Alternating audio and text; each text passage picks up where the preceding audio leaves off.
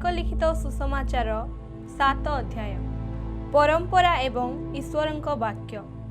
परे फारुसी माने व जेरुसालेमरु आसीथिबा केतेक शास्त्री ताहांक निकटरे एकत्र हेले। से माने ताहांक शिष्यमानंक मध्यरु केतेकंकु असुचि अर्थात अधुआ हातरे खाइबार देखिले। फारुसी माने ओ समस्त जिहुदी लोक प्राचीन मानक परंपरागत रीतिनीति पालन करी भल रूपे हाथ न धोइले भोजन करती नाही। पुणी हाट बजार आसी निज निज उपरे पानी न छिंचिले खाती नाही। आउ गिना ढाल ओ पितलर पात्र गुड़िक पानी रे बुड़ाई धोइबा इत्यादि अन्यान्य अनेक रीतिनीति पालन करबा निमंते से माने आदेश प्राप्त होइअछंती। एणु फारुसी माने व शास्त्री माने ताहांको पचारिले, आपणकर शिष्य माने प्राचीन मानकर परंपरागत रीतिनीति अनुसारे काहेकि आचरण न करी असुचि हस्तरे भोजन करती। जीसु से मानकु कहिले, रे कपटी माने जिसाय तुम्भ मानक विषय यथार्थ रूपे भाववाणी कही अछंती। जेपरि लेखा अछि, एही जाति मुखरे आंभकु समादर करती। किंतु जीसु से मानकु कहिले, रे कपटी माने जिसाय तुम्भ मानक विषय यथार्थ रूपे भाववाणी कही अछंती। जेपरि लेखा अछि, एही जाति मुखरे आंभकु समादर करती, किंतु सेमानक हृदय आंभठारु दूररे थाए। से माने मनुष्य मानक विधि गुड़िकु धर्मर उपदेश बाणी बोली शिक्षा दे वृथारे आंभर आराधना करती। तुम्हे माने ईश्वरंक आज्ञा परित्याग करी मनुष्य मानक परंपरागत रीतिनीति धरी बसिअछ। पुणी जीसु सेमानंकु कहिले, तुम्हे माने आपणा आपणा परंपरागत रीतिनीति पालन करिबा निमंते ईश्वरंक आज्ञा बेस अग्राह्य करूअछ। कारण मसा कहिअछंती, आपणा पितामातांकु समादर कर। आउ जे केही पिता कि माता को अभिशाप दिए से निश्चय प्राणदंड भोग करिबो। किंतु तुम्हे माने कुह, केही जेबे पिता कि माता को कहे, मोठारु जहा द्वारा तुम्भर उपकार होइथांता ताहा करबान अर्थात मानत होइअछि, तेबे तुम्हे माने ताहाकु ताहार पिता कि मातार किछि उपकार करिबाकु आउ देउ न थाओ। एही रूपे तुम्हे माने स्वप्रचलित परंपरागत रीतिनीति जगु ईश्वरंक वाक्य व्यर्थ करूअछ व सेही प्रकार अनेक कर्म करूअछ जहा मनुष्य को असुचि करुथाए। जीसु पुनर्बार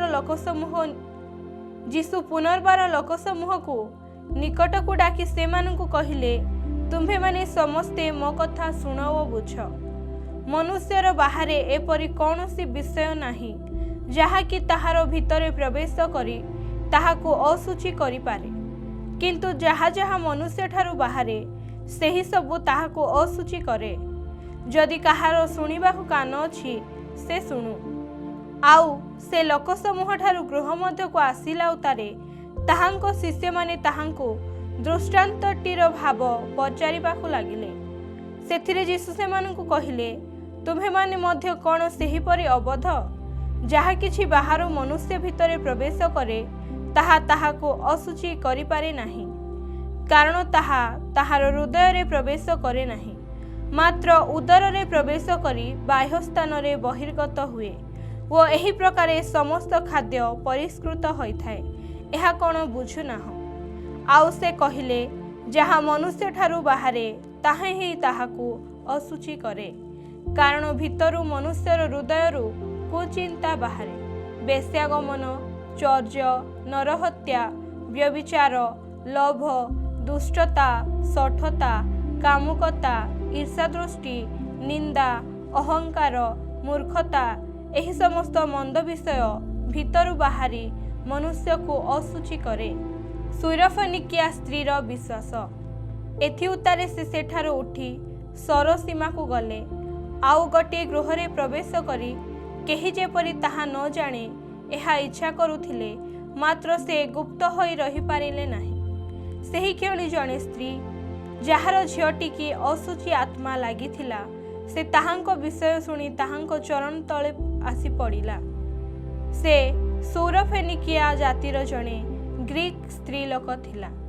ତାହାର ଝିଅଠାରୁ ଭୂତ ଛଡ଼ାଇବା ନିମନ୍ତେ ସେ ତାହାଙ୍କୁ ଅନୁରୋଧ କରିବାକୁ ଲାଗିଲା। ସେଥିରେ ସେ ତାହାଙ୍କୁ କହିଲେ, ପ୍ରଥମେ ସନ୍ତାନମାନଙ୍କୁ ତୃପ୍ତ ହେବାକୁ ଦିଅ, କାରଣ ସନ୍ତାନମାନଙ୍କ ଆହାର ନେଇ କୁକୁରମାନଙ୍କ ପାଖରେ ପକାଇବା ଉଚିତ ନୁହେଁ। କିନ୍ତୁ ସେ ତାହାଙ୍କୁ ଉତ୍ତର ଦେଲା, ହଁ ପ୍ରଭୁ, କୁକୁରମାନେ ମଧ୍ୟ ମେଜ ତଳେ ପିଲାମାନଙ୍କର ଖାଦ୍ୟରୁ ଗୁଣ୍ଡି ଗୁଣ୍ଡା ଖାଆନ୍ତି। ସେଥିରେ ଯୀଶୁ ତାହାଙ୍କୁ କହିଲେ, ଏହି କଥା ନିମନ୍ତେ ଯାଅ, ତୁମ୍ଭ ଝିଅଠାରୁ ଭୂତ ବାହାରି ଗଲାଣି। ପୁଣି ସେ ଘରକୁ ଯାଇ ପିଲାଟି ସେଜରେ ଶୋଇଥିବା ଓ ଭୂତ ବାହାରି ଯାଇଥିବା ଦେଖିଲା। ମୂକ ବଧିରର ସୁସ୍ଥତା। ପୁନର୍ବାର ସେ ସର ସୀମାରୁ ପ୍ରସ୍ଥାନ କରି ସିଦୋନ ଓ ଦେକାପୋଲି ସୀମା ମଧ୍ୟ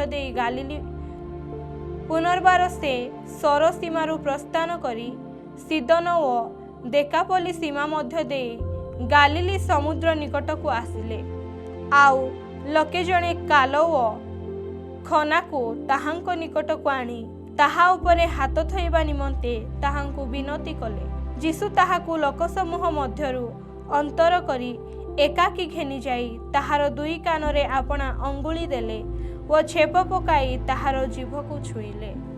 ଆଉ ସ୍ୱର୍ଗ ଆଡ଼େ ଊର୍ଦ୍ଧ୍ୱଦୃଷ୍ଟି କରି ଦୀର୍ଘ ନିଶ୍ୱାସ ପକାଇ ତାହାଙ୍କୁ କହିଲେ, ଇପଥ ଅର୍ଥାତ୍ ଫିଟିଯା। ସେଥିରେ ତାହାର କର୍ଣ୍ଣ ଉନ୍ମୁକ୍ତ ହେଲା ଓ ଜିହ୍ବାର ବନ୍ଧନ ସେହି କ୍ଷଣି ଫିଟିଗଲା। ଆଉ ସେ ସ୍ପଷ୍ଟ ରୂପେ କଥା କହିବାକୁ ଲାଗିଲା। ପୁଣି ଏ ବିଷୟ କାହାରିକି ନ କହିବା ନିମନ୍ତେ ସେ ସେମାନଙ୍କୁ ଦୃଢ଼ ଆଜ୍ଞା ଦେଲେ। ମାତ୍ର ସେ ସେମାନଙ୍କୁ ଯେତେ ନିଷେଧ କଲେ, ସେମାନେ ସେତେ ଆହୁରି ଅଧିକ ତାହା ଘୋଷଣା କଲେ। ଆଉ ଲୋକମାନେ ଅତ୍ୟନ୍ତ ଆଶ୍ଚର୍ଯ୍ୟାନ୍ୱିତ ହୋଇ କହିଲେ, ସେ ସମସ୍ତ କର୍ମ ଉତ୍ତମ ରୂପେ କରିଅଛନ୍ତି।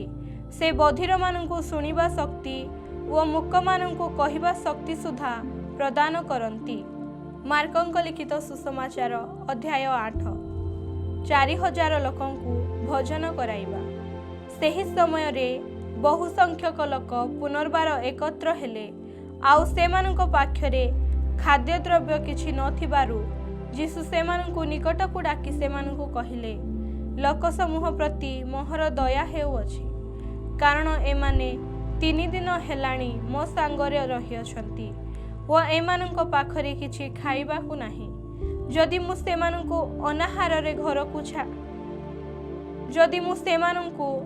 ଅନାହାରରେ ଘରକୁ ପଠାଏ, ତାହା ହେଲେ ବାଟରେ ସେମାନଙ୍କର ହଂସା ଉଡ଼ିଯିବ। ସେମାନଙ୍କ ମଧ୍ୟରୁ କେତେକ ଦୂରରୁ ଆସିଅଛନ୍ତି। ଶିଷ୍ୟମାନେ ତାହାଙ୍କୁ ଉତ୍ତର ଦେଲେ, ଏଠାରେ ଏହି ନିର୍ଜନ ସ୍ଥାନରେ କିଏ କେଉଁଠାରୁ ରୋଟି ଆଣି ଏମାନଙ୍କୁ ତୃପ୍ତ କରିପାରିବ? ଯୀଶୁ ସେମାନଙ୍କୁ ପଚାରିଲେ, ତୁମ୍ଭମାନଙ୍କ ପାଖରେ କେତୋଟି ରୋଟି ଅଛି? ସେମାନେ କହିଲେ, 7ଟି। ସେଥିରେ ଯୀଶୁ ଲୋକସମୂହକୁ ଭୂମିରେ ବସାଇବାକୁ ଆଜ୍ଞା ଦେଲେ। ଆଉ ସେ ସେହି 7ଟି ରୋଟି ଘେନି ଧନ୍ୟବାଦ ଦେଇ ସେହି ସବୁ ଭାଙ୍ଗି ପରିବେଷଣ କରିବା ନିମନ୍ତେ ଆପଣା ଶିଷ୍ୟମାନଙ୍କୁ ଦେଲେ ଓ ସେମାନେ ଲୋକସମୂହକୁ ତାହା ପରିବେଷଣ କଲେ। ପୁଣି ସେମାନଙ୍କ ପାଖରେ ଅଳ୍ପ କେତୋଟି ସାନ ମାଛ ଥିଲା। ସେହି ସବୁକୁ ମଧ୍ୟ ସେ ଆଶୀର୍ବାଦ କରି ପରିବେଷଣ କରିବା ନିମନ୍ତେ କହିଲେ। ସେଥିରେ ସେମାନେ ଭୋଜନ କରି ତୃପ୍ତ ହେଲେ ଓ 7 ବେତା ବଳକା ଭଙ୍ଗା ରୋଟି ଉଠାଇଲେ। ସେମାନେ ପ୍ରାୟ 4000 ଲୋକ ଥିଲେ। ତାହାପରେ ସେ ସେମାନଙ୍କୁ ବିଦାୟ ଦେଲେ ଓ ସେହି କ୍ଷଣି ଆପଣା ଶିଷ୍ୟମାନଙ୍କ ସହିତ ନୌକାରେ ଚଢ଼ି ଦଲମନୁଥାଲ ଅଞ୍ଚଳକୁ ଆସିଲେ। ଫାରୁସୀମାନଙ୍କ ଚିହ୍ନର ଦାବି। ପରେ ଫାରୁସୀମାନେ ବାହାରି ଆସି ତାହାଙ୍କ ସାଙ୍ଗରେ ବାଦାନୁବାଦ କରିବାକୁ ଲାଗିଲେ ଓ ତାହାଙ୍କୁ ପରୀକ୍ଷା କରିବା ଅଭିପ୍ରାୟରେ ଆକାଶରୁ ଗୋଟିଏ ଚିହ୍ନ ମାଗିଲେ। ସେଥିରେ ଯୀଶୁ ଆତ୍ମାରେ ବ୍ୟଥିତ ହୋଇ ଦୀର୍ଘ ନିଶ୍ୱାସ ଛାଡ଼ି କହିଲେ, ବର୍ତ୍ତମାନ ପୁରୁଷ କାହିଁକି ଚିହ୍ନ ଅନ୍ୱେଷଣ କରୁଅଛି? ମୁଁ ତୁମ୍ଭମାନଙ୍କୁ ସତ୍ୟ କହୁଅଛି, ବର୍ତ୍ତମାନ ପୁରୁଷକୁ କୌଣସି ଚିହ୍ନ ଦିଆଯିବ ନାହିଁ। ଆଉ ସେ ସେମାନଙ୍କୁ ଛାଡ଼ି ପୁନର୍ବାର ନୌକାରେ ଚଢ଼ି ଆରପାରିକି ବାହାରିଗଲେ। ହେରୋଦ ଓ ଫାରୁସୀଙ୍କର ଖମୀର। ସେତେବେଳେ ଶିଷ୍ୟମାନେ ରୋଟି ନେବାକୁ ପାଶୋରି ଗଲେ। ନୌକାରେ ସେମାନଙ୍କ ପାଖରେ କେବଳ ଗୋଟିଏ ମାତ୍ର ରୋଟି ଥିଲା। ପରେ ଯୀଶୁ ସେମାନଙ୍କୁ ଦୃଢ଼ ଆଜ୍ଞା ଦେଲେ, ସତର୍କ ହୁଅ, ଫାରୁସୀମାନଙ୍କ ଓ ହେରୋଦଙ୍କ ଖମୀର ଠାରୁ ସାବଧାନ ହୋଇଥାଅ। ସେଥିରେ ସେମାନେ ପରସ୍ପର ତର୍କ ବିତର୍କ କରି କହିବାକୁ ଲାଗିଲେ, ଆମ୍ଭମାନଙ୍କ ପାଖରେ ରଟି ନାହିଁ। ସେଥିରେ ସେମାନେ ପରସ୍ପର ତର୍କ ବିତର୍କ କରି କହିବାକୁ ଲାଗିଲେ, ଆମ୍ଭମାନଙ୍କ ପାଖରେ ରଟି ନାହିଁ ବୋଲି ସେ ଏହା କହୁଅଛନ୍ତି। ଯୀଶୁ ତାହା ଜାଣି ସେମାନଙ୍କୁ କହିଲେ, ତୁମ୍ଭମାନଙ୍କ ପାଖରେ ରଟି ନାହିଁ ବୋଲି କାହିଁକି ପରସ୍ପର ତର୍କ ବିତର୍କ କରୁଅଛ? ତୁମ୍ଭେମାନେ କ'ଣ ଏପର୍ଯ୍ୟନ୍ତ ଜାଣୁନାହଁ କି ବୁଝୁନାହଁ? ତୁମ୍ଭମାନଙ୍କ ହୃଦୟ କ'ଣ ଜଡ଼ ହୋଇ ରହିଅଛି? ଚକ୍ଷୁ ଥାଉ ଥାଉ କି ଦେଖୁନାହଁ, ପୁଣି କର୍ଣ୍ଣ ଥାଉ ଥାଉ କି ଶୁଣୁନାହଁ? ସେହି 5,000 ଲୋକଙ୍କ ମଧ୍ୟରେ ମୁଁ ଯେତେବେଳେ 5ଟି ରୋଟି ଭାଙ୍ଗିଥିଲି, ସେତେବେଳେ ତୁମ୍ଭେମାନେ ପୂରା କେତେ ଟକାଇ ଭଙ୍ଗା ଖଣ୍ଡ ଉଠାଇ ନେଇଥିଲ, ତାହା କି ତୁମ୍ଭମାନଙ୍କର ସ୍ମରଣ ନାହିଁ? ସେମାନେ ତାହାଙ୍କୁ କହିଲେ, 12 ଟକାଇ। ଆଉ ସେହି 4,000 ଲୋକଙ୍କ ମଧ୍ୟରେ ମୁଁ ଯେତେବେଳେ 7ଟି ରୋଟି ଭାଙ୍ଗିଥିଲି, ସେତେବେଳେ ତୁମ୍ଭେମାନେ ପୂରା କେତେ ବେତା ଭଙ୍ଗା ଖଣ୍ଡ ଉଠାଇ ନେଇଥିଲ? ସେମାନେ କହିଲେ, 7 ବେତା। ସେଥିରେ ଯୀଶୁ ସେମାନଙ୍କୁ କହିଲେ, ତୁମ୍ଭେମାନେ କ'ଣ ଏପର୍ଯ୍ୟନ୍ତ ବୁଝୁନାହଁ? ବେଥସାଇଦାରେ ଜଣେ ଅନ୍ଧଙ୍କୁ ଦୃଷ୍ଟିଦାନ। ପରେ ସେମାନେ ବେଥସାଇଦାକୁ ଆସିଲେ, ଆଉ ଲୋକେ ଜଣେ ଅନ୍ଧକୁ ତାହାଙ୍କ ନିକଟକୁ ଆଣି ତାହାଙ୍କୁ ଛୁଇଁବା ପାଇଁ ତାହାଙ୍କୁ ବିନତି କଲେ। ତେଣୁ ଯୀଶୁ ଅନ୍ଧଟିର ହାତ ଧରି ତାହାକୁ ଗାଁ ବାହାରକୁ ଘେନିଗଲେ। ପୁଣି ତାହାର ଆଖିରେ ଛେପ ପକାଇ ଓ ତାହା ଉପରେ ହାତ ଥୋଇ ତାହାକୁ ପଚାରିଲେ, ତୁମ୍ଭେ କି କିଛି ଦେଖୁଅଛ? ସେ ଚାହିଁ କହିଲା, ମୁଁ ମନୁଷ୍ୟମାନଙ୍କୁ ଦେଖୁଅଛି, କାରଣ ମୁଁ ଗଛ ପରି କ'ଣ ଚାଲୁଥିବା ଦେଖୁଅଛି। ତାହାପରେ ସେ ପୁଣି ତାହାର ଆଖିରେ ହାତ ଦେଲେ। ସେଥିରେ ସେ ସ୍ପଷ୍ଟ ରୂପେ ଦେଖିଲା ଓ ସୁସ୍ଥ ହୋଇ ଏକ ଦୃଷ୍ଟିରେ ସମସ୍ତ ବିଷୟକୁ ଚାହିଁବାକୁ ଲାଗିଲା। ପରେ ଯୀଶୁ ତାହାକୁ ତାହାର ଘରକୁ ପଠାଇ ଦେଇ କହିଲେ, ଏ ଗାଁ ଭିତରକୁ ସୁଦ୍ଧା ଯାଅ ନାହିଁ। ଯୀଶୁଙ୍କୁ ଖ୍ରୀଷ୍ଟ ରୂପେ ପିତରଙ୍କ ସ୍ୱୀକାର। ଏଥିଉତ୍ତାରେ ଯୀଶୁ ଓ ତାହାଙ୍କ ଶିଷ୍ୟମାନେ କାଇସରିଆ ଫିଲିପ ଅଞ୍ଚଳର ଗ୍ରାମମାନଙ୍କୁ ପ୍ରସ୍ଥାନ କଲେ। ଆଉ ପଥ ମଧ୍ୟରେ ସେ ଆପଣା ଶିଷ୍ୟମାନଙ୍କୁ ପଚାରିବାକୁ ଲାଗିଲେ, ମୁଁ କିଏ ବୋଲି ଲୋକେ କ'ଣ କହନ୍ତି? ଏଥିରେ ସେମାନେ ତାହାଙ୍କୁ କହିଲେ, ବାପ୍ତିଜକ ଯୋହନ, ଆଉ କେହି କେହି ଏଲିୟ, କିନ୍ତୁ କେହି କେହି କହନ୍ତି ଭାବବାଦୀମାନଙ୍କ ମଧ୍ୟରୁ ଜଣେ। ସେ ସେମାନଙ୍କୁ ପଚାରିଲେ, କିନ୍ତୁ ମୁଁ କିଏ ବୋଲି ତୁମ୍ଭେମାନେ କ'ଣ କହୁଅଛ? ପିତର ତାହାଙ୍କୁ ଉତ୍ତର ଦେଲେ, ଆପଣ ଖ୍ରୀଷ୍ଟ। ସେଥିରେ ଯୀଶୁ ସେମାନଙ୍କୁ ତାହାଙ୍କ ବିଷୟରେ କାହାରିକି କିଛି ନ କହିବାକୁ ଦୃଢ଼ ରୂପେ ଆଜ୍ଞା ଦେଲେ। ନିଜ ମୃତ୍ୟୁ ଏବଂ ଉତ୍ଥାନ ବିଷୟରେ ଯୀଶୁଙ୍କ ସୂଚନା। ଆଉ ଯୀଶୁ ସେମାନଙ୍କୁ ଶିକ୍ଷା ଦେବାକୁ ଲାଗିଲେ ଯେ ମନୁଷ୍ୟ ପୁତ୍ରଙ୍କୁ ଅବଶ୍ୟ ବହୁତ ଦୁଃଖ ଭୋଗ କରିବାକୁ ହେବ ଏବଂ ପ୍ରାଚୀନ ପ୍ରଧାନ ଯାଜକ ଓ ଶାସ୍ତ୍ରୀମାନଙ୍କ ଦ୍ୱାରା ଅଗ୍ରାହ୍ୟ ହୋଇ ହତ ହେବାକୁ ହେବ, ପୁଣି 3 ଦିନ ପରେ ପୁନରୁତ୍ଥାନ କରିବାକୁ ହେବ। ଏହି କଥା ସେ ସ୍ପଷ୍ଟ ରୂପେ କହିଲେ।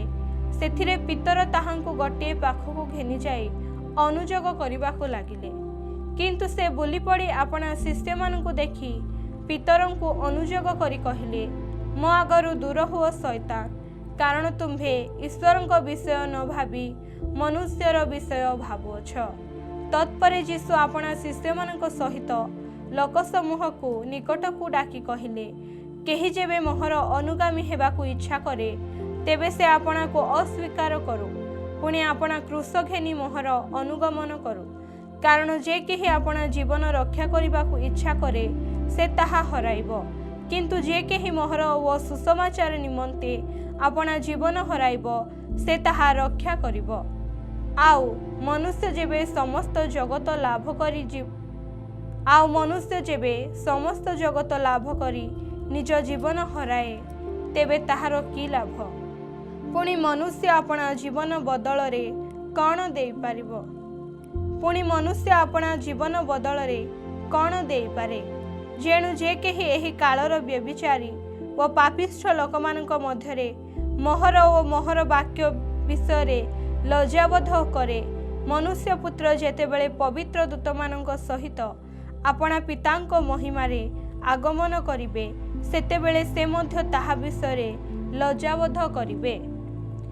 मार्कଙ୍କ लिखित सुसमाचार अध्याय 9। पुनश्च यीशु सेमानंकु कहिले, मु तुम्भमानंकु सत्य कहुअछि, ईश्वरंक राज्य को पराक्रम रे उपस्थित न देखिबा पर्यंत एठारे ठिया होइथिबा लोकमानंक मध्यरु केतेक कौनसी प्रकारे मृत्युर आस्वाद पाइबे नाही। यीशुंक रूपांतरण।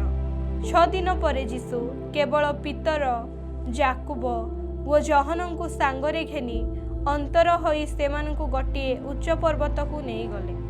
आउ से सेमानंक साक्षात रे रूपांतरित हेले। ताहांक वस्त्र एपरि उज्ज्वल व अतिशय शुभ्रवर्ण हेला जे पृथ्वीर कौनसी रजक सेपरि शुभ्रवर्ण करिपारे नाही।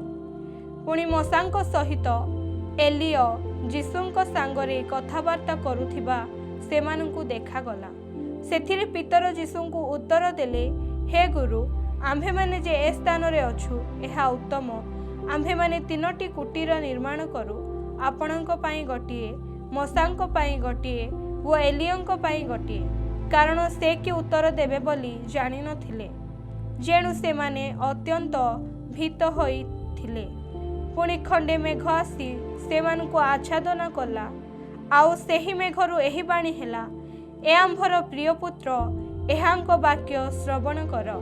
पुणी हठात से माने चारिआडे चाही सेमानंको सांगरे केवल यीशुंक बिना आउ काहारी की देखिले नाही। से माने पर्वतरु ओह्लाइबा समय रे यीशु सेमानंको दृढ़ आज्ञा देई कहिले, तुम्भे माने जहा जहा देखुअछ सेही सबु मृतमानंको मध्यरे मनुष्य पुत्रंक पुनरुत्थान न हेबा पर्यंत काहारी की कुह नाही। सेथिरे से माने सेही कथा धरी मृतमानंक मध्यरु पुनरुत्थान जे कौन से विषय आपणा आपणा मध्यरे वादानुवाद करबाकू लागिले। आउ से माने ताहांकु पचारिले, प्रथमरे अवश्य एलियोंक आगमन हेबो, शास्त्री माने एही कथा किपरि कहंती। सेथिरे यीशु सेमानंकु कहिले, एलियो प्रथमे आसी समस्त विषय पुनर्स्थापना करिबा कथा सत, मात्र मनुष्य पुत्र बहु दुख भोग करी तुच्छीकृत हेबे, एहा किपरि ताहांक विषय रे लेखा अछि। किंतु मु तुम्भमानंकु कहुअछि, एलियो आसी सारिलेनी, आउ ताहांक विषय रे जेपरि लेखा अछि तदनुसारे मध्य से माने ताहांक प्रति जहा इच्छा ताहा करिअछंती। भूतग्रस्त बालकर सुस्थता परे से माने शिष्य मानक निकटक आसी देखिले, सेमानक चतुर्दिगरे बहु संख्यक लोक आउ शास्त्री माने सेमानक सहित वादानुवाद करुअछंती। लोक समूह ताहांकु देखिबा मात्रे अतिशय विस्मयान्वित हेले ओ दौड़ी आसी ताहांकु नमस्कार करिबाकु लागिले। सेथिरे यीशु सेमानंकु पचारिले, तुम्हे माने सेमानंक सहित कोन वादानुवाद करुअछ? लोक समूह मध्यरु जणे ताहांकु उत्तर देला, हे गुरु, मु मोर पुओ को आपणक निकटको आनिथिली, ताहाकु गोटिए घुंघाभूत लागिअछि। जे कौनसी स्थान रे से ताहाकु धरे ताहाकु तळे पकाई दिए, ताहार मुहरु फेण बाहारे वो से दांत रगड़े, आउ से सुखी जाउअछि। ताहाकु छड़ाइबा निमंते मु आपणक शिष्य मानकु कहिथिली, किंतु से माने पारिले नाही। यीशु सेमानकु उत्तर देले, आरे अविश्वासी वंश, केते काल मु तुम्भमानक सांगरे रहिबी, केते काल तुम्भमानक व्यवहार सहिबी, ताहाकु मो पाखकु आण। सेथिरे से माने ताहांकु ताहांको छामुको आनिले। पुणी ताहांकु देखिबा मात्रे सेही भूत ताहाकु भयंकर भावे मड़ी पकाइला ओ से भूईरे पड़ी मुहरु फेण बाहर करी गड़ीबाकू लागिला। सेतेबेले यीशु ताहार पिताकु पचारिले, केते दिन हेला एहाकु एपरि होइअछि? से कहिला, पिला कालरू।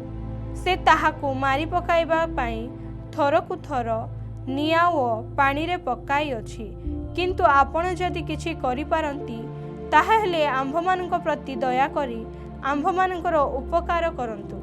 सेथिरे यीशु ताहांकु कहिले, कोन कहिल? जदि करि पारंती, विश्वासी पक्षरे समस्त ही संभव। सेही क्षणी पिलाटीर पिता उच्च स्वर रे कहिला, मु विश्वास करुअछि, मोहर अविश्वासर प्रतिकार करंतु।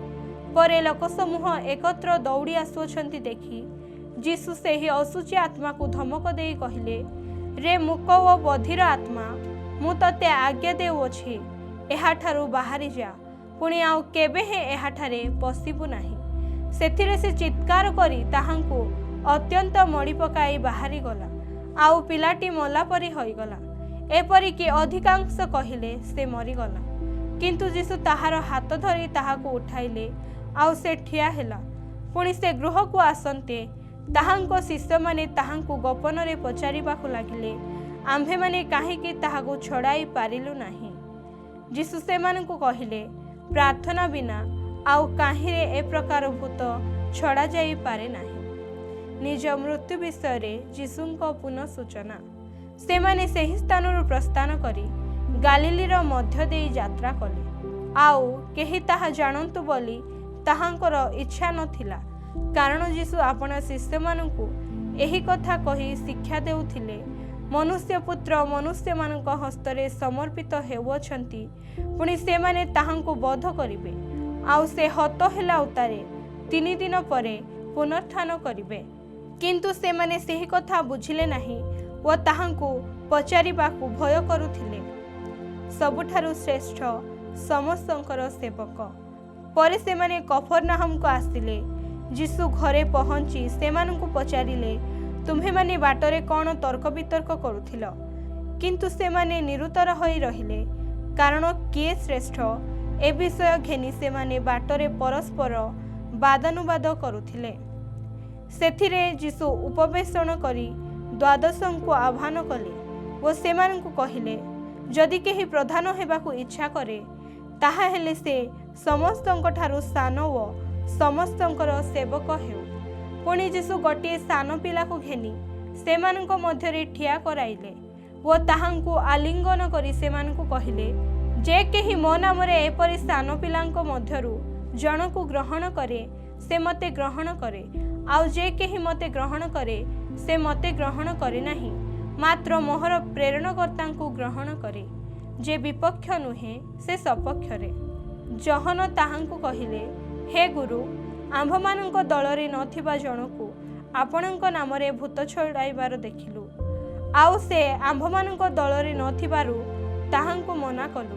किंतु जीशु कहिले ताहाकु मना कर नाही कारण मो नामरे शक्ति रे कार्य करी हठात मोहर कुश्चा करी पारिबो एपरि लोक केही नाही कारण जे आम्भमानंकर विपक्ष नुहे से आम्भमानंक सपक्ष। मु तुम्भमानंकु सत्य कहुअछि तुम्हे माने ख्रीष्टंक लोक बोली जे केही तुम्भमानंकु गिनाए पानी पीबाकु देबो से कौनसी प्रकारे आपणा पुरस्कार हराइबो नाही। विश्वास रे विघ्नकारीर दंड आउ जे केही विश्वास करुथिबा एही क्षुद्र मानक मध्यरु जनकर विघ्नर कारण हुए ताहा बेकरे गोटे बड़ चकी पत्थर टंगा जाई ताहाकु समुद्र रे निक्षेप करा जाइथिले ताहा पक्षरे भल होई थांता। पुणी तुम्भर हस्त जदि तुम्भर विघ्नर कारण हुए तेबे ताहा काटी पकाओ। 2 हस्त घेनी नरक अर्थात अनिर्वाण अग्नि मध्यकु जीवा अपेक्षा बरं पंगु होई जीवन रे प्रवेश करिबा तुम्भ पक्षरे भल कारण नरकरे सेमानकर कीट क्षय पाए नाही आउ अग्नि निर्वापित हुए नाही। आउ तुम्भर पाद जदि तुम्भर विघ्नर कारण हुए तेबे ताहा काटी पकाओ। 2 पाद घेनी नरकरे निक्षिप्त हेबा अपेक्षा बरंच खंज होई जीवन रे प्रवेश करिबा तुम्भ पक्षरे भल कारण नरकरे सेमानकर कीट क्षय पाए नाही आउ अग्नि निर्वापित हुए नाही। पुणी तुम्भर चक्षु जदि तुम्भर विघ्नर कारण हुए तेबे ताहा उपाड़ी पकाओ। 2 चक्षु घेनी नरकरे निक्षिप्त हेबा अपेक्षा बरं 1 चक्षु घेनी ईश्वरंक राज्य रे प्रवेश करिबा तुम्भ पक्षरे भल कारण नरकरे सेमानकर कीट क्षय पाए नाही आउ अग्नि निर्वापित हुए नाही। जेणु प्रत्येक जन अग्नि रे लवणाक्त हेबे। लवण उत्तम किंतु लवण जदि लवणत्वहीन हुए ताहा हेले ताहाकु काहिरे स्वादयुक्त करिवो। तुम्हे माने आपणा आपणा ठारे लवण रख एवं परस्पर सहित शांति रे रुह।